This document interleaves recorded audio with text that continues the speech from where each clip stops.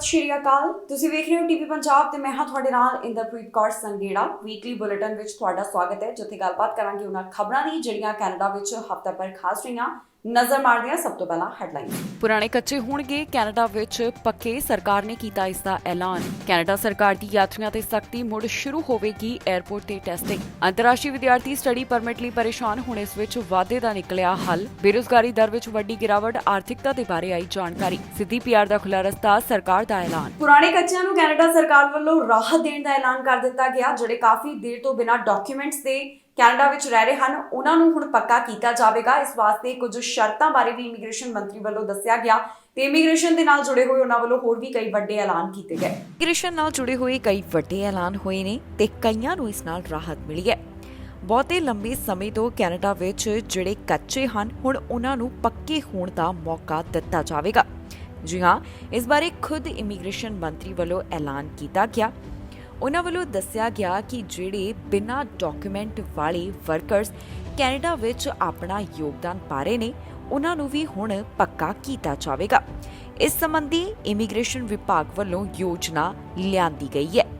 ਦਰਅਸਲ ਇੱਕ ਇੰਟਰਵਿਊ ਵਿੱਚ ਇਮੀਗ੍ਰੇਸ਼ਨ ਮੰਤਰੀ ਵੱਲੋਂ ਇਸ ਤਰ੍ਹਾਂ ਦੇ ਵੱਡੇ ਐਲਾਨ ਕਰਦਿਆਂ ਜਾਣਕਾਰੀ ਸਾਂਝੀ ਕੀਤੀ ਗਈ, ਜਿੱਥੇ ਉਹਨਾਂ ਵੱਲੋਂ ਮੈਂਡੇਟ ਲੈਟਰ ਕਮਿਟਮੈਂਟਸ ਦਾ ਜ਼ਿਕਰ ਕੀਤਾ। ਇਸ ਵਿੱਚ ਰਿਫਿਊਜੀ ਅਤੇ ਜਿਹੜੇ ਬਿਨਾਂ ਡਾਕੂਮੈਂਟ ਵਾਲੇ ਵਰਕਰਸ ਹਨ, ਉਹਨਾਂ ਨੂੰ ਸ਼ਾਮਿਲ ਕੀਤਾ ਗਿਆ ਹੈ। ਇਮੀਗ੍ਰੇਸ਼ਨ ਮੰਤਰੀ ਵੱਲੋਂ ਇਸ ਇੰਟਰਵਿਊ ਵਿੱਚ ਬੋਲਦਿਆਂ ਕਿਹਾ ਗਿਆ ਕਿ ਜੋ ਪ੍ਰੋਸੈਸਿੰਗ ਦੇ ਵਿੱਚ ਪਹਿਲਾਂ ਵੱਧ ਸਮਾਂ ਲੱਗ ਰਿਹਾ ਸੀ, ਉਸ ਨੂੰ ਮੁੜ ਤੋਂ ਲੀਹਾਂ ਉੱਪਰ ਲਿਆਂਦਾ ਜਾਏਗਾ। ਭਾਵ ਕਿ ਪੈਂਡੈਮਿਕ ਤੋਂ ਪਹਿਲਾਂ ਪ੍ਰੋਸੈਸਿੰਗ ਵਿੱਚ ਜਿੰਨਾ ਸਮਾਂ ਲੱਗਦਾ ਸੀ, ਹੁਣ ਮੁੜ ਤੋਂ ਉਨਾ ਹੀ ਸਮਾਂ ਲੱਗਿਆ ਜਾਵੇਗਾ। ਰਿਫਿਊਜੀਆਂ ਦੇ ਬਾਰੇ ਗੱਲ ਕਰਦਿਆਂ ਇਮੀਗ੍ਰੇਸ਼ਨ ਮੰਤਰੀ ਵੱਲੋਂ ਦੱਸਿਆ ਗਿਆ ਕਿ ਹੁਣ ਉਹਨਾਂ ਵੱਲੋਂ ਕਈ ਰਿਫਿਊਜੀਆਂ ਨੂੰ ਕੈਨੇਡਾ ਵਿੱਚ ਲਿਆਂਦਾ ਜਾਵੇਗਾ। ਕੈਨੇਡਾ ਵੱਲੋਂ 40,000 ਦੇ ਕਰੀਬ ਅਫਗਾਨ ਰਿਫਿਊਜੀਆਂ ਨੂੰ ਕੈਨੇਡਾ ਲੈ ਕੇ ਆਉਣ ਦਾ ਟੀਚਾ ਤੈਅ ਕੀਤਾ ਗਿਆ। ਅਗਸਤ ਮਹੀਨੇ ਤੱਕ ਕੈਨੇਡਾ ਵਿੱਚ 16,370 ਅਫਗਾਨ ਆਏ ਨੇ। ਇਸ ਤੋਂ ਇਲਾਵਾ ਯੂਕਰੇਨ ਤੋਂ ਆਉਣ ਵਾਲੇ ਰਿਫਿਊਜੀਆਂ ਦੇ ਸੰਬੰਧ ਵਿੱਚ ਵੀ ਸਰਕਾਰ ਵੱਲੋਂ ਐਲਾਨ ਕੀਤਾ ਗਿਆ ਸੀ। ਹੁਣ ਤੱਕ 55,488 ਯੂਕਰੇਨੀ ਕੈਨੇਡਾ ਵਿੱਚ ਆ ਚੁੱਕੇ ਨੇ, ਜਿਨ੍ਹਾਂ ਨੂੰ 3 ਸਾਲ ਤੱਕ ਕੈਨੇਡਾ ਵਿੱਚ ਰਹਿਣ ਦਾ ਮੌਕਾ ਦਿੱਤਾ ਜਾਵੇਗਾ। ਇਸ ਤੋਂ ਇਲਾਵਾ ਇਮੀਗ੍ਰੇਸ਼ਨ ਮੰਤਰੀ ਵੱਲੋਂ ਫਾਈਲਾਂ ਦੇ ਬੈਕਲੌਗ ਦਾ ਜ਼ਿਕਰ ਕਰਦਿਆਂ ਕਿਹਾ ਗਿਆ ਕਿ ਹੁਣ ਜਲਦ ਇਹਨਾਂ ਫਾਈਲਾਂ ਤੇ ਫੈਸਲਾ ਸੁਣਾਇਆ ਜਾਏਗਾ। ਜ਼ਿਕਰਯੋਗ ਹੈ ਕਿ IRCC ਕੋਲ ਇਸ ਸਮੇਂ 2.4 ਮਿਲੀਅਨ ਲੋਕਾਂ ਦੀਆਂ ਫਾਈਲਾਂ ਪਈਆਂ ਹਨ, ਜਿਨ੍ਹਾਂ ਉੱਪਰ ਫੈਸਲਾ ਸੁਣਾਇਆ ਜਾਣਾ ਬਾਕੀ ਹੈ। ਇਸ ਦੌਰਾਨ ਇਮੀਗ੍ਰੇਸ਼ਨ ਮੰਤਰੀ ਵੱਲੋਂ ਇੰਟਰਵਿਊ ਵਿੱਚ ਬੋਲਦਿਆਂ ਇੰਪਲੋਇਮੈਂਟ ਮੋਬਿਲਿਟੀ ਪਾਥਵੇ ਪਾਇਲਟ ਦਾ ਵੀ ਜ਼ਿਕਰ ਕੀਤਾ ਗਿਆ, ਜਿਸ ਵਿੱਚ ਰਿਫਿਊਜੀ ਇਕਨੋਮਿਕ ਇਮੀਗ੍ਰੇਸ਼ਨ ਪ੍ਰੋਗਰਾਮ ਰਾਹੀਂ ਅਪਲਾਈ ਕਰ ਸਕਦੇ ਨੇ। ਇਸ ਦੇ ਨਾਲ ਹੀ ਇਮੀਗ੍ਰੇਸ਼ਨ ਮੰਤਰੀ ਦਾ ਕਹਿਣਾ ਹੈ ਕਿ ਜਿਹੜੇ ਬਿਨਾਂ ਡਾਕੂਮੈਂਟ ਵਾਲੇ ਵਰਕਰਸ ਕੈਨੇਡਾ ਵਿੱਚ ਰਹਿੰਦੇ ਨੇ ਤੇ ਉਹਨਾਂ ਵੱਲੋਂ ਕੈਨੇਡਾ ਵਾਸਤੇ ਯੋਗਦਾਨ ਪਾਇਆ ਜਾਂਦਾ ਹੈ, ਉਹਨਾਂ ਨੂੰ ਵੀ ਇੱਥੇ ਸਟੇਟਸ ਹਾਸਲ ਕਰਨ ਦਾ ਮੌਕਾ ਦਿੱਤਾ ਜਾਵੇਗਾ। ਦੱਸ ਦਈਏ ਕਿ ਇਮੀਗ੍ਰੇਸ਼ਨ ਮੰਤਰੀ ਵੱਲੋਂ ਜਿਹੜਾ ਵਾਅਦਾ ਕੀਤਾ ਗਿਆ ਸੀ, ਉਹਨਾਂ ਵੱਲੋਂ ਪੂਰਾ ਕੀਤਾ ਗਿਆ। ਇਮੀਗ੍ਰੇਸ਼ਨ ਮੰਤਰੀ ਨੇ ਇੰਟਰਵਿਊ ਵਿੱਚ ਜਾਣਕਾਰੀ ਦਿੱਤੀ ਸੀ ਕਿ 6 ਜੁਲਾਈ ਤੋਂ ਵੱਡੇ ਡਰਾਅ ਮੁੜ ਤੋਂ ਐਲਾਨ ਕੀਤੇ ਜਾਣਗੇ ਤੇ ਅਜਿਹਾ ਹੀ ਹੋਇਆ। ਫੈਡਰਲ ਲੈਵਲ ਤੇ ਕੈਨੇਡੀਅਨ ਐਕਸਪੀਰੀਅੰਸ ਕਲਾਸ ਡਰਾਅ ਦਾ ਐਲਾਨ ਕੀਤਾ ਗਿਆ। ਹੁਣ ਦੇਖਣਾ ਹੋਵੇਗਾ ਕਿ ਤਾਜ਼ਾ ਐਲਾਨਾਂ ਨੂੰ ਪੂਰਾ ਕਰਨ ਦੇ ਵਿੱਚ ਇਮੀਗ੍ਰੇਸ਼ਨ ਵਿਭਾਗ ਤੇ ਕੈਨੇਡਾ ਸਰਕਾਰ ਵੱਲੋਂ ਕਿੰਨਾ ਸਮਾਂ ਲਗਾਇਆ ਜਾਂਦਾ ਹੈ। ਫੈਡਰਲ ਸਰਕਾਰ ਵੱਲੋਂ ਇਸ ਹਫ਼ਤੇ ਯਾਤਰੀਆਂ ਨੂੰ ਦਿੱਤੀ ਗਈ ਰਾਹਤ ਵਾਪਸ ਲੈਣ ਦਾ ਫੈਸਲਾ ਕੀਤਾ। ਵੈਕਸੀਨੇਟਿਡ ਯਾਤਰੀਆਂ ਨੂੰ ਰਾਹਤ ਦਿੱਤੀ ਗਈ ਸੀ ਕਿ 에ਅਰਪੋਰਟ ਦੇ ਉੱਪਰ ਉਹਨਾਂ ਦੀ ਰੈਂਡਮ ਟੈਸਟਿੰਗ ਨਹੀਂ ਹੋਏਗੀ, ਪਰ ਹੁਣ ਫੈਡਰਲ ਸਰਕਾਰ ਦਾ ਕਹਿਣਾ ਹੈ ਕਿ ਉਹਨਾਂ ਵੱਲੋਂ ਮੁੜ ਤੋਂ ਵੈਕਸੀਨੇਟਿਡ ਯਾਤਰੀਆਂ ਵਾਸਤੇ ਰੈਂਡਮ ਟੈਸਟਿੰਗ ਸ਼ੁਰੂ ਕੀਤੀ ਜਾ ਰਹੀ ਹੈ। ਇਹ ਟੈਸਟਿੰਗ 에ਅਰਪੋਰਟ ਤੇ ਨਹੀਂ ਬਲਕਿ ਕਿਸੇ ਹੋਰ ਥਾਂ ਦੇ ਉੱਪਰ ਹੁਣ ਹੋਣ ਜਾ ਰਹੀ ਹੈ। ਕੈਨੇਡਾ ਸਰਕਾਰ ਵੱਲੋਂ ਯਾਤਰੀਆਂ ਨੂੰ ਜੋ ਵੱਡੀ ਰਾਹਤ ਦਿੱਤੀ ਗਈ ਸੀ, ਉਹ ਹੁਣ ਖਤਮ ਹੋਣ ਜਾ ਰਹੀ ਹੈ। ਜਿਹੜੇ ਫੁੱਲੀ ਵੈਕਸੀਨੇਟਿਡ ਯਾਤਰੀਆਂ ਦੀ ਰੈਂਡਮ ਟੈਸਟਿੰਗ ਤੇ ਰੋਕ ਲਗਾਈ ਗਈ ਸੀ, ਉਹ ਰੋਕ ਹੁਣ ਬੰਦ ਹੋਣ ਦੇ ਬਾਰੇ ਜਾਣਕਾਰੀ ਸਾਹਮਣੇ ਆਈ। ਜੀ ਹਾਂ, ਪੂਰੀ ਤਰ੍ਹਾਂ ਵੈਕਸੀਨੇਟ ਹੋਣ ਵਾਲੇ ਹਵਾਈ ਯਾਤਰੀਆਂ ਦੀ ਕੋਵਿਡ-19 ਰੈਂਡਮ ਟੈਸਟਿੰਗ ਹੁਣ ਅਗਲੇ ਹਫ਼ਤੇ ਤੋਂ ਮੁੜ ਸ਼ੁਰੂ ਕੀਤੀ ਜਾ ਰਹੀ ਹੈ। ਫੈਡਰਲ ਸਰਕਾਰ ਵੱਲੋਂ ਇਸ ਬਾਰੇ ਐਲਾਨ ਕੀਤਾ ਗਿਆ ਕਿ ਅਗਲੇ ਹਫ਼ਤੇ ਤੋਂ ਦੇਸ਼ ਦੇ 4 ਅਹਿਮ 에ਅਰਪੋਰਟਸ ਤੇ ਪਹੁੰਚਣ ਵਾਲੇ ਅੰਤਰਰਾਸ਼ਟਰੀ ਯਾਤਰੀਆਂ ਦੀ ਲਾਜ਼ਮੀ ਰੈਂਡਮ ਟੈਸਟਿੰਗ, ਭਾਵ ਕਿ ਕਿਸੇ ਵੀ ਯਾਤਰੀ ਦੀ ਕੋਵਿਡ-19 ਟੈਸਟਿੰਗ ਦਾ ਸਿਲਸਿਲਾ ਦੁਬਾਰਾ ਸ਼ੁਰੂ ਹੋ ਰਿਹਾ ਹੈ। 에ਅਰਪੋਰਟ ਅਥਾਰਟੀ ਦੀ ਮੰਗ ਤੋਂ ਬਾਅਦ ਪਿਛਲੇ ਮਹੀਨੇ ਫੈਡਰਲ ਸਰਕਾਰ ਵੱਲੋਂ ਫੁੱਲੀ ਵੈਕਸੀਨੇਟਿਡ ਯਾਤਰੀਆਂ ਨੂੰ ਰਾਹਤ ਦਿੰਦਿਆਂ ਇਹ ਗੱਲ ਕਹੀ ਸੀ ਕਿ ਉਹਨਾਂ ਨੂੰ 에ਅਰਪੋਰਟ ਤੇ ਪਹੁੰਚਣ ਤੇ ਰੈਂਡਮ ਟੈਸਟਿੰਗ ਦਾ ਸਾਹਮਣਾ ਨਹੀਂ ਕਰਨਾ ਪਏਗਾ। एयरपोर्ट अथॉरिटीज़ ਦਾ ਕਹਿਣਾ ਸੀ ਕਿ ਇਸ ਉਪਾਅ ਕਾਰਨ ਯਾਤਰੀਆਂ ਦੀਆਂ ਲੰਬੀਆਂ ਲਾਈਨਾਂ ਲੱਗੀਆਂ ਹੋਈਆਂ ਨੇ, ਜਿਸ ਕਾਰਨ ਕਈ ਯਾਤਰੀਆਂ ਦੀਆਂ ਫਲਾਈਟਾਂ ਵੀ ਮਿਸ ਹੋ ਰਹੀਆਂ ਨੇ ਤੇ ਕਈਆਂ ਦੀਆਂ ਫਲਾਈਟਾਂ ਰੱਦ ਹੋਣ ਦੇ ਬਾਰੇ ਵੀ ਜਾਣਕਾਰੀ ਸਾਹਮਣੇ ਆਈ ਸੀ। ਦੱਸਦੀਏ ਕਿ ਫੁੱਲੀ ਵੈਕਸੀਨੇਟਡ ਦੀ ਕੈਟਾਗਰੀ ਵਿੱਚ ਨਾ ਆਉਣ ਵਾਲੇ ਯਾਤਰੀਆਂ ਲਈ ਟੈਸਟਿੰਗ ਪਹਿਲਾਂ ਵੀ ਬਰਕਰਾਰ ਸੀ। ਹੁਣ ਸਰਕਾਰ ਦੇ ਤਾਜ਼ਾ ਐਲਾਨ ਮੁਤਾਬਕ ਫੁੱਲੀ ਵੈਕਸੀਨੇਟਡ ਯਾਤਰੀ ਇੱਕ ਵਾਰ ਫਿਰ ਤੋਂ ਕੋਵਿਡ-19 ਦੀ ਰੈਂਡਮ ਟੈਸਟਿੰਗ ਦਾ ਸਾਹਮਣਾ ਕਰਨਗੇ। ਹਾਲਾਂਕਿ ਹੁਣ ਇਹ ਟੈਸਟ 에ਅਰਪੋਰਟ ਦੀ ਬਜਾਏ ਆਫ ਸਾਈਟ ਜਾਣੀ ਕਿ ਜਿਹੜੀਆਂ ਨਾਲ ਲੱਗਦੀਆਂ ਲੋਕੇਸ਼ਨ ਨੇ ਜਿਵੇਂ ਕਿ ਫਾਰਮੇਸੀ ਵਗੈਰਾ ਇੱਥੇ ਕੀਤੇ ਜਾਣਗੇ। ਯਾਤਰੀ ਖੁਦ ਦੀ ਆਪਣੀ ਵਰਚੁਅਲ ਸੈਲਫ ਅਪਾਇੰਟਮੈਂਟ ਵੀ ਬੁੱਕ ਕਰ ਸਕਦੇ ਹਨ।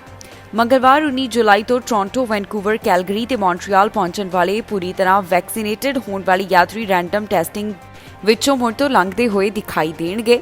ਫਾਈਜ਼ਰ, ਮੋਡਰਨਾ ਤੇ ਐਸਟ੍ਰਾਜੈਨੇਕਾ ਵਰਗੀਆਂ ਵੈਕਸੀਨ ਦੀਆਂ 2 ਡੋਜ਼ਜ਼ ਅਤੇ ਜੌਨਸਨ ਵੈਕਸੀਨ ਦੀ 1 ਡੋਜ਼ ਹਾਸਲ ਕੀਤੇ ਜਾਣ ਨੂੰ ਪੂਰੀ ਤਰ੍ਹਾਂ ਵੈਕਸੀਨੇਟਡ ਮੰਨਿਆ ਜਾਂਦਾ ਹੈ। ਦੱਸਦੀਏ ਕਿ ਸਰਕਾਰ ਵੱਲੋਂ ਇਹ ਫੈਸਲਾ ਮੁੜ ਤੋਂ ਕਿਉਂ ਲਿਆ ਗਿਆ, ਇਸ ਬਾਰੇ ਵੀ ਉਹਨਾਂ ਨੇ ਜਾਣਕਾਰੀ ਦਿੱਤੀ। ਸਰਕਾਰ ਦਾ ਕਹਿਣਾ ਹੈ ਕਿ ਹਵਾਈ ਯਾਤਰੀਆਂ ਦੀ ਰੈਂਡਮ ਟੈਸਟਿੰਗ ਇਸ ਕਾਰਨ ਜ਼ਰੂਰੀ ਸੀ ਕਿਉਂਕਿ ਕੋਵਿਡ-19 ਦਾ ਨਵਾਂ ਵੇਰੀਐਂਟ ਸਾਹਮਣੇ ਆਇਆ ਹੈ, ਜਿਸ ਕਾਰਨ ਕੇਸਿਸ ਲਗਾਤਾਰ ਵਧਦੇ ਜਾ ਰਹੇ ਨੇ। ਟਰਾਂਸਪੋਰਟ ਮੰਤਰੀ ਵੱਲੋਂ ਪ੍ਰੈਸ ਰਿਲੀਜ਼ ਦੇ ਵਿੱਚ ਜਾਣਕਾਰੀ ਦਿੰਦਿਆਂ ਕਿਹਾ ਗਿਆ ਕਿ ਦੇਸ਼ ਵਿੱਚ ਯਾਤਰਾ ਦੀ ਮੰਗ ਵਧਣ ਦੌਰਾਨ ਅੱਜ ਇਹ ਐਲਾਨ ਕੋਵਿਡ-19 ਦੇ ਫੈਲਾਅ ਨੂੰ ਰੋਕਦੇ ਹੋਏ ਸਾਡੇ ਹਵਾਈ ਅੱਡਿਆਂ ਦੇ ਬਾਹਰ ਟੈਸਟਿੰਗ ਪ੍ਰੋਸੈਸ ਨੂੰ ਸੁਚਾਰੂ ਬਣਾਉਣ ਸੰਬੰਧੀ ਚੁੱਕਿਆ ਜਾ ਰਿਹਾ ਹੈ। ਸਰਕਾਰ ਨੇ ਦੱਸਿਆ ਕਿ ਜਿਨ੍ਹਾਂ ਨੂੰ ਰੈਂਡਮ ਟੈਸਟਿੰਗ ਵਾਸਤੇ ਚੁਣਿਆ ਜਾਵੇਗਾ ਉਹਨਾਂ ਨੂੰ ਟੈਸਟ ਕਰਵਾਉਣਾ ਜ਼ਰੂਰੀ ਹੋਵੇਗਾ। ਅੰਤਰਰਾਸ਼ਟਰੀ ਵਿਦਿਆਰਥੀ ਸਟੱਡੀ ਪਰਮਿਟ ਸੰਬੰਧੀ ਕਾਫੀ ਪਰੇਸ਼ਾਨ ਹੋ ਰਹੇ ਸਨ, ਜਿਸ ਦਾ ਹੱਲ ਫੈਡਰਲ ਸਰਕਾਰ ਵੱਲੋਂ ਇਸ ਹਫ਼ਤੇ ਦੱਸਿਆ ਗਿਆ। ਉਹਨਾਂ ਦੱਸਿਆ ਕਿ ਜਿਹੜੇ ਸਟੱਡੀ ਪਰਮਿਟ ਦੇ ਵਿੱਚ ਵਾਅਦਾ ਕਰਨਾ ਚਾਹੁੰਦੇ ਨੇ ਉਹ ਬਾਰਡਰ ਦੇ ਉੱਪਰ ਨਾ ਜਾਣ, ਇਸ ਵਾਸਤੇ ਆਨਲਾਈਨ ਅਪਲਾਈ ਕੀਤਾ ਜਾਵੇ। ਅੰਤਰਰਾਸ਼ਟਰੀ ਵਿਦਿਆਰਥੀ ਸਟੱਡੀ ਪਰਮਿਟ ਵਿੱਚ ਵਾਧੇ ਕਾਰਨ ਪਰੇਸ਼ਾਨ ਹੋ ਰਹੇ ਹਨ। ਹੁਣ ਸਟੱਡੀ ਪਰਮਿਟ ਵਿੱਚ ਜੋ ਵਾਧਾ ਨਹੀਂ ਹੋ ਰਿਹਾ, ਇਸ ਬਾਰੇ ਹੱਲ ਇਮੀਗ੍ਰੇਸ਼ਨ ਵਿਭਾਗ ਵੱਲੋਂ ਸਾਂਝਾ ਕੀਤਾ ਗਿਆ ਹੈ। ਉਹਨਾਂ ਦਾ ਕਹਿਣਾ ਹੈ ਕਿ ਅੰਤਰਰਾਸ਼ਟਰੀ ਵਿਦਿਆਰਥੀਆਂ ਨੂੰ ਸਟੱਡੀ ਪਰਮਿਟ ਵਿੱਚ ਵਾਧੇ ਵਾਸਤੇ ਬਾਰਡਰ ਤੇ ਨਹੀਂ ਜਾਣਾ ਚਾਹੀਦਾ। ਜੀ ਹਾਂ, ਕੈਨੇਡੀਅਨ ਇਮੀਗ੍ਰੇਸ਼ਨ ਵਿਭਾਗ ਵੱਲੋਂ ਕੈਨੇਡਾ ਵਿੱਚ ਪੜ੍ਹ ਰਹੇ ਅੰਤਰਰਾਸ਼ਟਰੀ ਵਿਦਿਆਰਥੀਆਂ ਨੂੰ ਪਰਮਿਟ ਵਿੱਚ ਵਾਧੇ ਲਈ ਬਾਰਡਰ ਤੇ ਆ ਕੇ ਅਪਲਾਈ ਕਰਨ ਦੀ ਬਜਾਏ ਆਨਲਾਈਨ ਅਪਲਾਈ ਕਰਨ ਦੀ ਅਪੀਲ ਕੀਤੀ ਗਈ ਹੈ। ਇਮੀਗ੍ਰੇਸ਼ਨ ਵਿਭਾਗ ਦਾ ਕਹਿਣਾ ਹੈ ਕਿ ਗਰਮੀਆਂ ਅਤੇ ਛੁੱਟੀਆਂ ਦੌਰਾਨ ਬਹੁਤ ਸਾਰੇ ਲੋਕ ਕੈਨੇਡਾ ਤੋਂ US ਘੁੰਮਣ ਜਾਂਦੇ ਨੇ, ਜਿਸ ਕਾਰਨ ਬਾਰਡਰ ਤੇ ਕਾਫੀ ਜ਼ਿਆਦਾ ਭੀੜ ਦੇਖਣ ਨੂੰ ਮਿਲ ਰਹੀ ਹੈ। ਇਸ ਕਦਮ ਨੂੰ ਬਾਰਡਰ ਤੇ ਅਧਿਕਾਰੀਆਂ ਉੱਪਰ ਪੈਂਦੇ ਬੋਝ ਨੂੰ ਘਟਾਉਣ ਦੇ ਇਰਾਦੇ ਨਾਲ ਦੇਖਿਆ ਜਾ ਰਿਹਾ ਹੈ। ਜ਼ਿਕਰਯੋਗ ਹੈ ਕਿ ਬਹੁਤ ਸਾਰੇ ਵਿਜ਼ਿਟਰ ਕੈਨੇਡਾ ਵਿੱਚ ਆ ਕੇ ਵਰਕ ਪਰਮਿਟ ਜਾਂ ਫਿਰ ਪੜ੍ਹਾਈ ਸ਼ੁਰੂ ਕਰਕੇ ਆਪਣਾ ਸਟੇਟਸ ਵਿਜ਼ਿਟਰ ਤੋਂ ਵਰਕ ਪਰਮਿਟ ਜਾਂ ਫਿਰ ਸਟੂਡੈਂਟ ਵਿੱਚ ਬਦਲਦੇ ਨੇ ਤੇ ਕੈਨੇਡਾ ਰਹਿਣ ਦਾ ਆਪਣਾ ਸੁਪਨਾ ਉਹਨਾਂ ਵੱਲੋਂ ਪੂਰਾ ਕੀਤਾ ਜਾਂਦਾ ਹੈ। ਅੰਤਰਰਾਸ਼ਟਰੀ ਵਿਦਿਆਰਥੀ ਜਿਨ੍ਹਾਂ ਨੂੰ ਇਹ ਡਰ ਹੁੰਦਾ ਹੈ ਕਿ ਉਹਨਾਂ ਦੇ ਪਰਮਿਟ ਦੀ ਮਿਆਦ ਖਤਮ ਨਾ ਹੋ ਜਾਵੇ, ਕਿਤੇ ਇਹ ਮਿਆਦ ਕੋਰਸ ਤੋਂ ਪਹਿਲਾਂ ਹੀ ਨਾ ਮੁੱਕ ਜਾਵੇ, ਤਾਂ ਉਹ ਬਾਰਡਰ ਤੇ ਆ ਕੇ ਵਾਧੇ ਵਾਸਤੇ ਅਪਲਾਈ ਕਰਦੇ ਨੇ। ਹੁਣ ਇਹਨਾਂ ਅੰਤਰਰਾਸ਼ਟਰੀ ਵਿਦਿਆਰਥੀਆਂ ਨੂੰ ਜੋ ਪਰੇਸ਼ਾਨੀ ਹੋ ਰਹੀ ਹੈ, ਇਸ ਦਾ ਹੱਲ ਇਮੀਗ੍ਰੇਸ਼ਨ ਵਿਭਾਗ ਵੱਲੋਂ ਦੱਸ ਦਿੱਤਾ ਗਿਆ ਹੈ। ਉਹਨਾਂ ਵੱਲੋਂ ਇਹ ਸਪਸ਼ਟ ਕਰ ਦਿੱਤਾ ਗਿਆ ਹੈ ਕਿ ਅੰਤਰਰਾਸ਼ਟਰੀ ਵਿਦਿਆਰਥੀ ਆਪਣੇ ਸਟੱਡੀ ਪਰਮਿਟ ਵਿੱਚ ਵਾਧਾ ਕਿੱਥੇ ਕਰਨ। ਬੇਰੁਜ਼ਗਾਰੀ ਦਰ ਵਿੱਚ ਵੱਡੀ ਗਿਰਾਵਟ ਦਰਜ ਕੀਤੀ ਗਈ। ਇਸ ਬਾਰੇ ਨੌਕਰੀਆਂ ਦੀ ਵੀ ਜਾਣਕਾਰੀ ਜਿਹੜੀ ਸੀ ਉਹ ਇਸ ਹਫ਼ਤੇ ਸਾਹਮਣੇ ਆਈ। ਆਰਥਿਕਤਾ ਦੇ ਬਾਰੇ ਵੀ ਦੱਸਿਆ ਗਿਆ। ਇਸ ਵਿੱਚ ਕੀ ਡਿਟੇਲ ਸਾਂਝੀ ਕੀਤੀ ਗਈ ਤੁਹਾਨੂੰ ਇਸ ਖਬਰ ਵਿੱਚ ਦੱਸਾਂਗੇ। ਆਰਥਿਕਤਾ ਬਾਰੇ ਇੱਕ ਵੱਡੀ ਖਬਰ ਸਾਹਮਣੇ ਆਈ ਹੈ। ਜੀ ਹਾਂ, ਬੇਰੁਜ਼ਗਾਰੀ ਦਰ ਪਹਿਲਾਂ ਦੇ ਮੁਕਾਬਲੇ ਕਾਫੀ ਹੇਠਾਂ ਆਈ ਹੈ। ਅਜਿਹਾ ਕੈਨੇਡਾ ਦੇ ਇਤਿਹਾਸ ਵਿੱਚ ਪਹਿਲੀ ਵਾਰ ਦੇਖਣ ਨੂੰ ਮਿਲ ਰਿਹਾ ਹੈ ਜਦੋਂ ਅਨਇੰਪਲੋਇਮੈਂਟ ਰੇਟ 5% ਤੋਂ ਘੱਟ ਦਰਜ ਕੀਤੀ ਗਈ ਹੋਵੇ। ਦੱਸਦੀਏ ਕਿ ਸਟੈਟਿਸਟਿਕਸ ਕੈਨੇਡਾ ਵੱਲੋਂ ਲੇਬਰ ਫੋਰਸ ਸਰਵੇ ਸਾਂਝਾ ਕੀਤਾ ਗਿਆ, ਜਿਸ ਵਿੱਚ ਆਰਥਿਕਤਾ ਦੇ ਬਾਰੇ ਜਾਣਕਾਰੀ ਦਿੱਤੀ ਗਈ।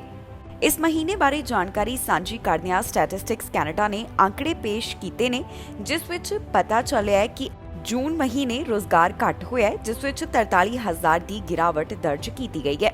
ਇਸ ਦੇ ਪਿੱਛੇ ਕਈ ਵੱਡੇ ਕਾਰਨ ਦੱਸੇ ਜਾ ਰਹੇ ਨੇ। ਇੱਕ ਇਹ ਵੀ ਕਾਰਨ ਮੰਨਿਆ ਜਾ ਰਿਹਾ ਹੈ ਕਿ ਜਿਹੜੇ 55 ਸਾਲ ਤੇ ਇਸ ਤੋਂ ਵੱਧ ਉਮਰ ਵਾਲੇ ਨੇ ਉਹ ਕੰਮਕਾਜ ਛੱਡ ਰਹੇ ਹਨ। ਇਸੇ ਕਾਰਨ ਵੀ ਇੰਪਲੋਇਮੈਂਟ ਪਹਿਲਾਂ ਦੇ ਮੁਕਾਬਲੇ ਹੇਠਾਂ ਆਈ ਹੈ।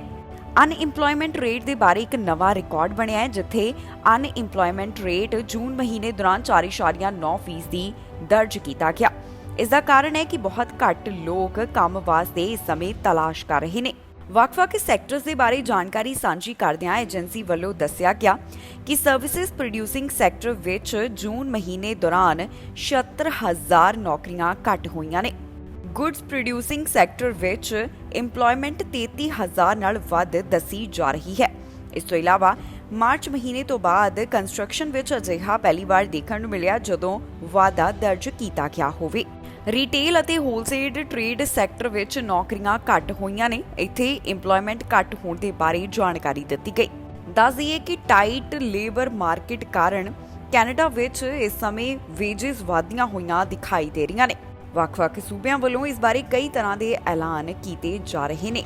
ਹੁਣ ਲੇਬਰ ਦੀ ਘਾਟ ਨੂੰ ਪੂਰਾ ਕਰਨ ਸੰਬੰਧੀ ਵੀ ਕਈ ਤਰ੍ਹਾਂ ਦੇ ਕਦਮ ਚੁੱਕੇ ਜਾ ਰਹੇ ਹਨ। ਇਸ ਤਰ੍ਹਾਂ ਦੇ ਕਦਮ ਇਮੀਗ੍ਰੇਸ਼ਨ ਨਾਲ ਜੁੜੇ ਹੋਏ ਵੀ ਸਾਹਮਣੇ ਆਏ ਨੇ, ਜਿੱਥੇ ਦੱਸਿਆ ਜਾ ਰਿਹਾ ਹੈ ਕਿ ਕੈਨੇਡਾ ਵੱਲੋਂ 4,31,000 ਤੋਂ ਵੱਧ ਨਵੇਂ ਪੀਆਰ ਦਾ ਸਵਾਗਤ ਕੀਤਾ ਜਾਣਾ ਹੈ।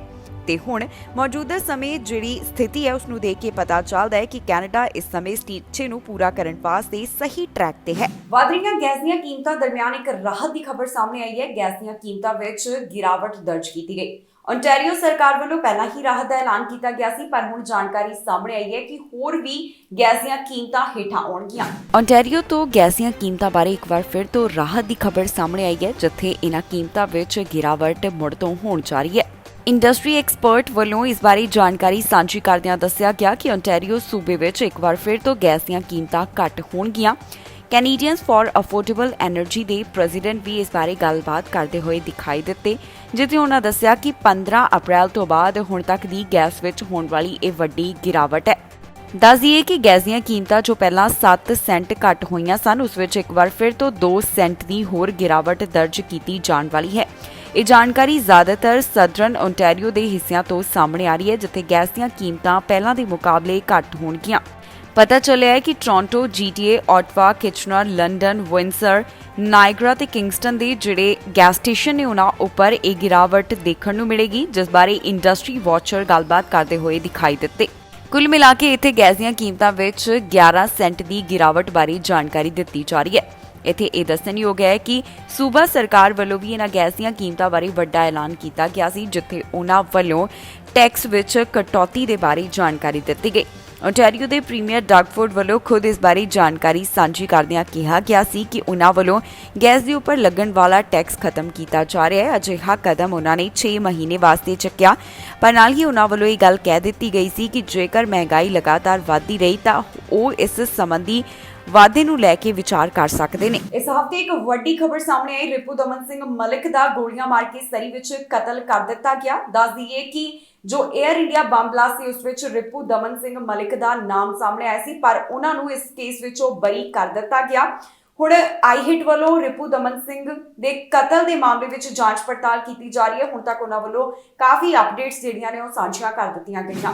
ਰਿਪੂ ਦਮਨ ਸਿੰਘ ਮਲਿਕ ਦੇ ਕਤਲ ਕਾਂਡ ਨਾਲ ਜੁੜੀ ਹੋਈ ਤਾਜ਼ਾ ਅਪਡੇਟ ਸਾਹਮਣੇ ਆਈ ਹੈ, ਜਿੱਥੇ ਕਤਲ ਕਾਂਡ ਨਾਲ ਜੁੜੇ ਹੋਏ ਵਾਹਨ ਦੀ ਪੁਲਿਸ ਨੇ ਪਹਿਚਾਣ ਕੀਤੀ ਹੈ। ਦੱਸਿਆ ਜਾ ਰਿਹਾ ਹੈ ਕਿ ਘਟਨਾ ਤੋਂ ਪਹਿਲਾਂ ਮਲਿਕ ਦੇ ਬਿਜ਼ਨਸ ਦੇ ਬਾਹਰ ਵਾਹਨ ਵੱਲੋਂ ਉਡੀਕ ਕੀਤੀ ਗਈ ਸੀ। ਦਰਅਸਲ ਰਿਪੂ ਦਮਨ ਸਿੰਘ ਮਲਿਕ ਦਾ ਵੀਰਵਾਰ ਵਾਲੇ ਦਿਨ ਸਰੀ ਵਿੱਚ ਗੋਲੀਆਂ ਮਾਰ ਕੇ ਕਤਲ ਕਰ ਦਿੱਤਾ ਗਿਆ। ਇਸ ਘਟਨਾ ਨਾਲ ਜਿਹੜਾ ਵਾਹਨ ਜੁੜਿਆ ਹੋਇਆ ਹੈ ਉਸ ਦੀ ਪਹਿਚਾਣ ਪੁਲਿਸ ਵੱਲੋਂ ਕੀਤੀ ਗਈ ਹੈ।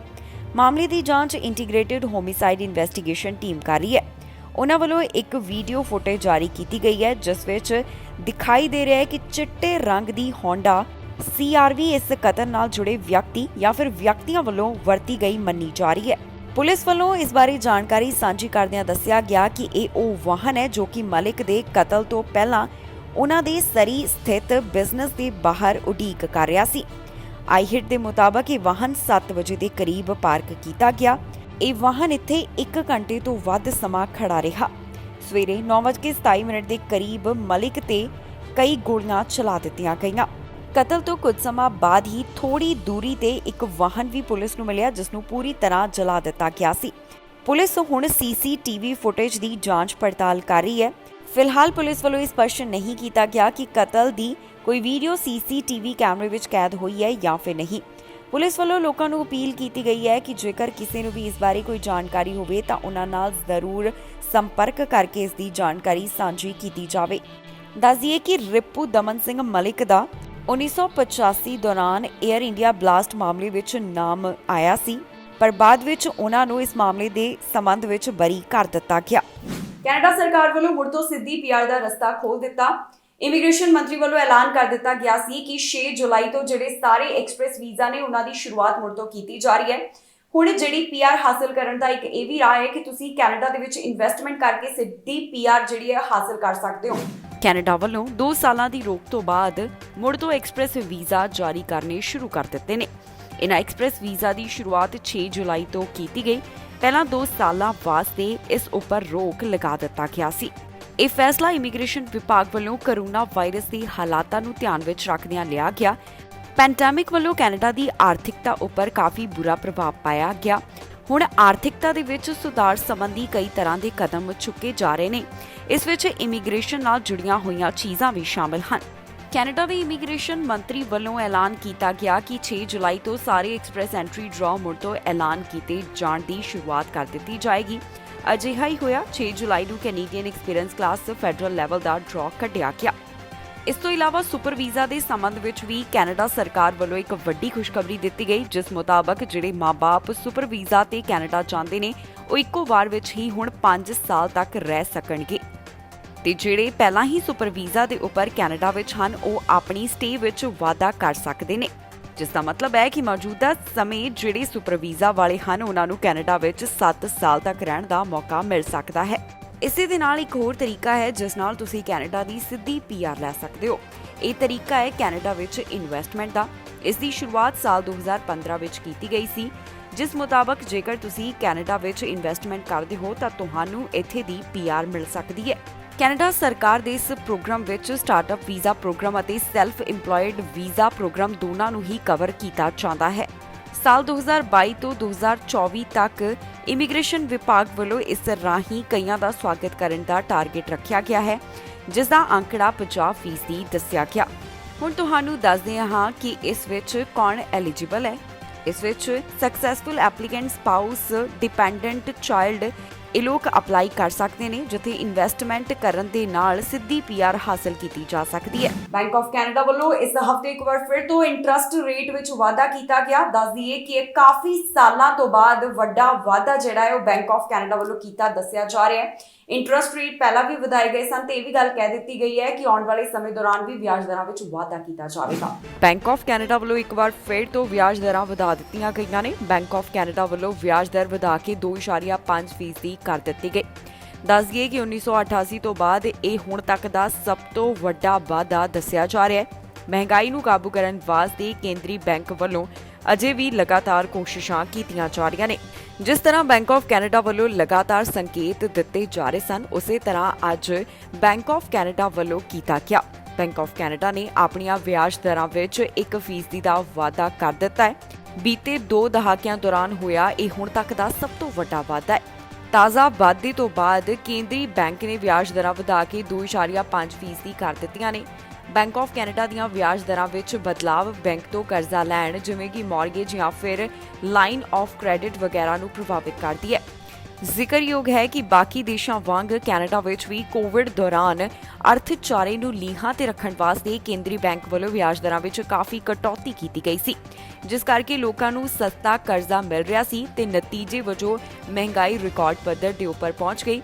ਮਹਿੰਗਾਈ ਤੇ ਕਾਬੂ ਕਰਨ ਵਾਸਤੇ ਬੈਂਕ ਵੱਲੋਂ ਮਾਰਚ ਮਹੀਨੇ ਤੋਂ ਹੀ ਵਿਆਜ ਦਰਾਂ ਵਿੱਚ 4 ਵਾਰੀ ਵਾਧਾ ਕਰ ਦਿੱਤਾ ਗਿਆ ਹੈ। ਕੈਨੇਡਾ ਦੀ ਮਹਿੰਗਾਈ ਦਰ 7.7% ਹੋ ਗਈ ਹੈ, ਜੋ ਕਿ ਪਿਛਲੇ 40 ਸਾਲਾਂ ਵਿੱਚ ਸਭ ਤੋਂ ਵੱਡਾ ਵਾਧਾ ਦੱਸਿਆ ਜਾ ਰਿਹਾ ਹੈ। ਇੱਥੇ ਇਹ ਵੀ ਦੱਸਣਯੋਗ ਹੈ ਕਿ ਬੈਂਕ ਨੇ ਇੱਕ ਵਾਰ ਫਿਰ ਤੋਂ ਸਪਸ਼ਟ ਕੀਤਾ ਹੈ ਕਿ ਆਉਂਦੇ ਕੁਝ ਮਹੀਨਿਆਂ ਵਿੱਚ ਵਿਆਜ ਦਰਾਂ ਇੱਕ ਵਾਰ ਫਿਰ ਵਧਾਈਆਂ ਜਾ ਸਕਦੀਆਂ ਨੇ। ਹੋਰ ਵਾਧੇ ਦਾ ਵੀ ਜ਼ਿਕਰ ਉਹਨਾਂ ਵੱਲੋਂ ਕਰ ਦਿੱਤਾ ਗਿਆ ਹੈ। 150 ਡਰਾਈਵਿੰਗ ਦੇ ਟੈਸਟ ਦੇਣੇ ਇੱਕ ਪੰਜਾਬਣ ਨੂੰ ਭਾਰੀ ਪੈ ਗਏ, ਜਿੱਥੇ ਇਸ ਪੰਜਾਬਣ ਨੂੰ ਹੁਣ ਜੇਲ੍ਹ ਹੋ ਗਈ ਹੈ। ਜੀ ਹਾਂ, ਇੰਦਰਜੀਤ ਨਾਮ ਦੀ ਇਸ ਔਰਤ ਵੱਲੋਂ ਬਾਕੀਆਂ ਦੇ ਥਾਂ ਤੇ 150 ਡਰਾਈਵਿੰਗ ਟੈਸਟ ਦਿੱਤੇ ਗਏ ਸਨ ਤੇ ਪੁਲਿਸ ਵੱਲੋਂ ਹੁਣ ਇਸ ਦੇ ਉੱਪਰ ਕਾਰਵਾਈ ਕੀਤੀ ਗਈ। ਭਾਰਤੀ ਮੂਲ ਦੀ ਇੱਕ ਔਰਤ ਨੂੰ ਗ੍ਰਿਫਤਾਰ ਕੀਤਾ ਗਿਆ ਕਿਉਂਕਿ ਉਸ ਵੱਲੋਂ 150 ਦੇ ਕਰੀਬ ਡਰਾਈਵਿੰਗ ਟੈਸਟ ਦਿੱਤੇ ਗਏ। ਇਹ ਟੈਸਟ ਉਹਨਾਂ ਵਾਸਤੇ ਦਿੱਤੇ ਗਏ ਜਿਨ੍ਹਾਂ ਦੀ ਅੰਗਰੇਜ਼ੀ ਵਧੀਆ ਨਹੀਂ ਸੀ। ਅਜਿਹਾ ਕਰਨ ਤੇ ਹੁਣ ਇਸ ਔਰਤ ਨੂੰ ਹਿਰਾਸਤ ਵਿੱਚ ਲਿਆ ਗਿਆ, ਜਿਸ ਦੀ ਪਹਿਚਾਣ ਇੰਦਰਜੀਤ ਕੌਰ ਦੇ ਤੌਰ ਤੇ ਦੱਸੀ ਗਈ ਹੈ। ਦੱਸ ਦਈਏ ਕਿ ਇਹ ਮਾਮਲਾ ਯੂਕੇ ਨਾਲ ਜੁੜਿਆ ਹੋਇਆ ਹੈ, ਜਿੱਥੇ 29 ਸਾਲਾ ਇੰਦਰਜੀਤ ਕੌਰ ਨੂੰ ਦੂਸਰਿਆਂ ਦੀ ਜਗ੍ਹਾ ਤੇ 150 ਡਰਾਈਵਿੰਗ ਟੈਸਟ ਦੇਣ ਸੰਬੰਧੀ ਹਿਰਾਸਤ ਵਿੱਚ ਲਿਆ ਗਿਆ ਹੈ। ਇੰਦਰਜੀਤ ਕੌਰ ਵੇਲਸ ਨਾਲ ਸੰਬੰਧਿਤ ਦੱਸੀ ਜਾ ਰਹੀ ਹੈ, ਜਿਸ ਨੇ 150 ਦੇ ਕਰੀਬ ਡਰਾਈਵਿੰਗ ਟੈਸਟ ਦਿੱਤੇ। ਇਹ ਥਿਊਰੀ ਅਤੇ ਪ੍ਰੈਕਟੀਕਲ ਟੈਸਟ ਸਨ, ਜੋ ਕਿ 2018 ਤੋਂ 2020 ਦਰਮਿਆਨ ਉਸ ਵੱਲੋਂ ਦਿੱਤੇ ਗਏ। ਅਜਿਹਾ ਕਰਨ ਦੇ ਉੱਪਰ ਇੰਦਰਜੀਤ ਨੂੰ ਹਿਰਾਸਤ ਵਿੱਚ ਲਿਆ ਗਿਆ ਤੇ ਉਸ ਨੂੰ ਭਾਰੀ ਜੁਰਮਾਨਾ ਵੀ ਲਗਾਇਆ ਗਿਆ ਹੈ। ਇਸ ਮਾਮਲੇ ਤੇ ਸੁਣਵਾਈ ਕਰਦਿਆਂ ਜੱਜ ਵੱਲੋਂ ਦੱਸਿਆ ਗਿਆ ਕਿ ਅਜਿਹਾ ਕਰਨ ਤੇ ਇੰਦਰਜੀਤ ਕੌਰ ਵੱਲੋਂ ਭਾਰਤੀ 1.14 ਕਰੋੜ ਰੁਪਏ ਕਮਾਏ ਗਏ ਹਨ। ਵਧੇਰੇ ਜਾਣਕਾਰੀ ਸਾਂਝੀ ਕਰਦਿਆਂ ਦੱਸਿਆ ਗਿਆ ਕਿ ਇੰਦਰਜੀਤ ਵੱਲੋਂ ਇਸ ਮਾਮਲੇ ਸੰਬੰਧੀ ਹੁਣ ਕਈ ਤਰ੍ਹਾਂ ਦੀ ਜਾਣਕਾਰੀ ਸਾਂਝੀ ਕੀਤੀ ਜਾ ਚੁੱਕੀ ਹੈ, ਜਿਸ ਵਿੱਚ ਉਸਨੇ ਖੁਦ ਮੰਨਿਆ ਹੈ ਕਿ ਉਸ ਵੱਲੋਂ ਦੂਸਰਿਆਂ ਦੀ ਜਗ੍ਹਾ ਤੇ ਕਈ ਡਰਾਈਵਿੰਗ ਟੈਸਟ ਦਿੱਤੇ ਗਏ ਨੇ। ਘਰਾਂ ਦੀਆਂ ਕੀਮਤਾਂ ਤੇ ਘਰਾਂ ਦੀ ਸੇਲ ਦੇ ਬਾਰੇ ਤਾਜ਼ਾ ਜਾਣਕਾਰੀ ਸਾਹਮਣੇ ਆਈ। ਇੱਕ ਵਾਰ ਫਿਰ ਤੋਂ ਇਹ ਦੇਖਣ ਦੇ ਵਿੱਚ ਆਇਆ ਕਿ ਘਰਾਂ ਦੀਆਂ ਕੀਮਤਾਂ ਹੋਰ ਵੀ ਘਟ ਹੋਈਆਂ ਨੇ, ਪਰ ਘਰਾਂ ਦੀ ਸੇਲ ਵੀ ਲਗਾਤਾਰ ਹੇਠਾਂ ਡਿੱਗਦੀ ਜਾ ਰਹੀ ਹੈ।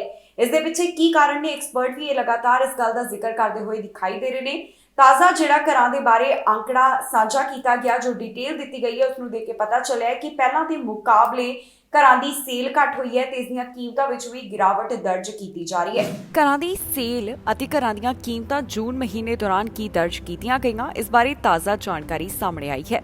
ਜੂਨ ਮਹੀਨੇ ਦਾ ਅੰਕੜਾ ਦੱਸਦਾ ਹੈ ਕਿ ਇਸ ਮਹੀਨੇ ਵੀ ਘਰਾਂ ਦੀ ਸੇਲ ਘਟ ਰਹੀ ਅਤੇ ਕੀਮਤ ਦੇ ਉੱਪਰ ਵੀ ਇਸ ਦਾ ਅਸਰ ਪੈਂਦਾ ਹੋਇਆ ਦਿਖਾਈ ਦਿੱਤਾ, ਜਿਸ ਦਾ ਮਤਲਬ ਹੈ ਕਿ ਜੂਨ ਮਹੀਨੇ ਵੀ ਘਰਾਂ ਦੀਆਂ ਕੀਮਤਾਂ ਪਹਿਲਾਂ ਦੇ ਮੁਕਾਬਲੇ ਹੇਠਾਂ ਆਈਆਂ ਨੇ।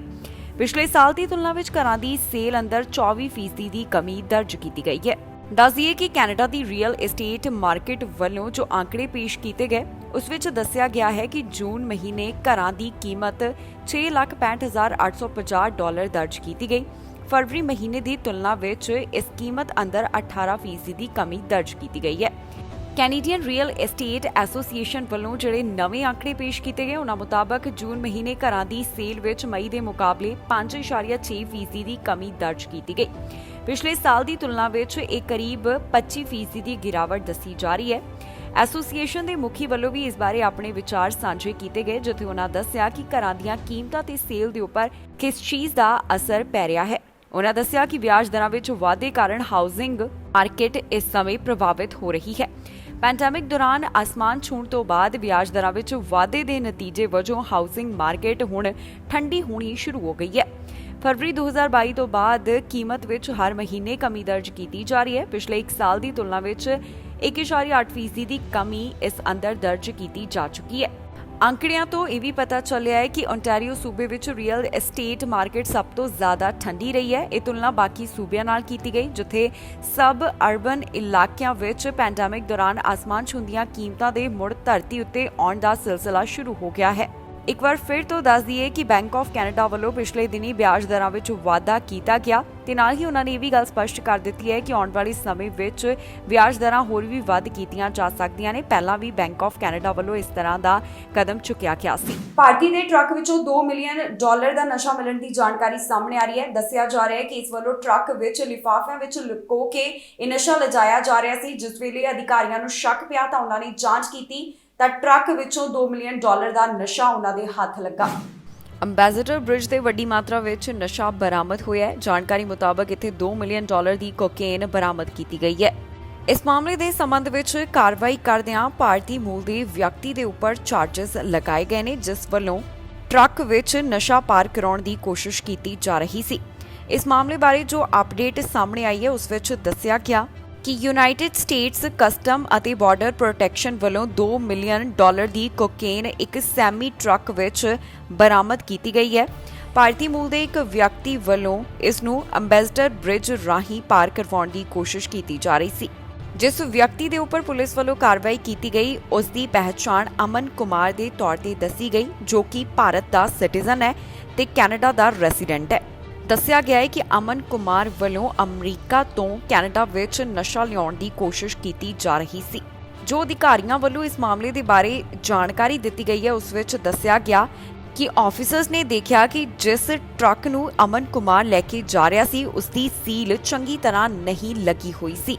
ਫਿਰ ਆਫੀਸਰਸ ਨੂੰ ਉਸ ਦੇ ਉੱਪਰ ਸ਼ੱਕ ਹੋਇਆ ਤੇ ਉਹਨਾਂ ਵੱਲੋਂ ਟਰੱਕ ਨੂੰ ਜਾਂਚ ਕਰਨ ਵਾਸਤੇ ਰੁਕਵਾਇਆ ਗਿਆ। ਜਦੋਂ ਜਾਂਚ ਹੋਈ ਤਾਂ ਇਸ ਵਿੱਚੋਂ ਕੋਕੇਨ ਉਹਨਾਂ ਦੇ ਹੱਥ ਲੱਗੀ। ਅਥਾਰਟੀਜ਼ ਨੇ ਦੱਸਿਆ ਕਿ ਇਸ ਟਰੱਕ ਵਿੱਚ ਉਹਨਾਂ ਨੂੰ 145 ਪਾਉਂਡ ਕੋਕੇਨ ਮਿਲੀ ਹੈ। ਇਸ ਨਸ਼ੇ ਨੂੰ ਕਾਲੇ ਰੰਗ ਦੇ ਪਲਾਸਟਿਕ ਦੇ ਲਿਫਾਫਿਆਂ ਵਿੱਚ ਲੁਕੋ ਕੇ ਰੱਖਿਆ ਗਿਆ ਸੀ। ਦੱਸ ਦਈਏ ਕਿ ਅਮਨ ਕੁਮਾਰ 6 ਸਾਲਾਂ ਤੋਂ ਇੱਕ ਕਮਰਸ਼ੀਅਲ ਟਰੱਕ ਡਰਾਈਵਰ ਹੈ, ਜਿਸ ਦੇ ਟਰੱਕ ਵਿੱਚੋਂ ਆਫੀਸਰਸ ਨੂੰ ਕੋਕੇਨ ਬਰਾਮਦ ਹੋਈ ਹੈ। ਅਥਾਰਟੀਜ਼ ਦਾ ਕਹਿਣਾ ਹੈ ਕਿ ਅਮਨ ਕੁਮਾਰ ਵੱਲੋਂ 2016 ਤੋਂ ਲੈ ਕੇ ਹੁਣ ਤੱਕ 150 ਵਾਰ ਬਾਰਡਰ ਪਾਰ ਕੀਤਾ ਗਿਆ ਹੈ ਤੇ ਪੁਲਿਸ ਇਸ ਮਾਮਲੇ ਦੇ ਸੰਬੰਧ ਵਿੱਚ ਵਧੇਰੇ ਜਾਂਚ ਪੜਤਾਲ ਕਰ ਰਹੀ ਹੈ, ਜਿਸ ਤੋਂ ਬਾਅਦ ਬਾਕੀ ਦੀ ਜਾਣਕਾਰੀ ਉਹਨਾਂ ਵੱਲੋਂ ਦਿੱਤੀ ਜਾਵੇਗੀ। ਇਸ ਦੇ ਨਾਲ ਹੀ ਜਾਂਦੇ ਇੱਕ ਵਾਰ ਫਿਰ ਤੋਂ ਨਜ਼ਰ ਮਾਰਦੇ ਹਾਂ ਹੈਡਲਾਈਨਸ ਤੇ। ਪੁਰਾਣੇ ਕੱਚੇ ਹੋਣਗੇ, ਕੈਨੇਡਾ ਵਿੱਚ ਪੱਕੇ, ਸਰਕਾਰ ਨੇ ਕੀਤਾ ਇਸ ਦਾ ਐਲਾਨ। ਕੈਨੇਡਾ ਸਰਕਾਰ ਦੀ ਯਾਤਰੀਆਂ ਤੇ ਸਖਤੀ, ਮੁੜ ਸ਼ੁਰੂ ਹੋਵੇਗੀ 에ਅਰਪੋਰਟ ਤੇ ਟੈਸਟਿੰਗ। ਅੰਤਰਰਾਸ਼ਟਰੀ ਵਿਦਿਆਰਥੀ ਸਟੱਡੀ ਪਰਮਿਟ ਲਈ ਪਰੇਸ਼ਾਨ, ਹੁਣ ਇਸ ਵਿੱਚ ਵਾਧੇ ਦਾ ਨਿਕਲਿਆ ਹੱਲ। ਬੇਰੁਜ਼ਗਾਰੀ ਦਰ ਵਿੱਚ ਵੱਡੀ ਗਿਰਾਵਟ, ਆਰਥਿਕਤਾ ਦੇ ਬਾਰੇ ਆਈ ਜਾਣਕਾਰੀ। ਸਿੱਧੀ ਪੀਆਰ ਦਾ ਖੁੱਲਾ ਰਸਤਾ, ਸਰਕਾਰ ਦਾ ਐਲਾਨ। ਖਬਰਾਂ ਦੇ ਇਸ ਬੁਲੇਟਿਨ ਵਿੱਚ ਇੰਨਾ ਹੀ। ਫਿਲਹਾਲ ਮੈਨੂੰ ਇੰਦਰਪ੍ਰੀਤ ਕੌਰ ਸੰਗੇੜਾ ਨੂੰ ਦਿਓ ਇਜਾਜ਼ਤ ਤੇ ਤੁਸੀਂ ਵੇਖਦੇ ਰਹੋ ਟੀਵੀ ਪੰਜਾਬ।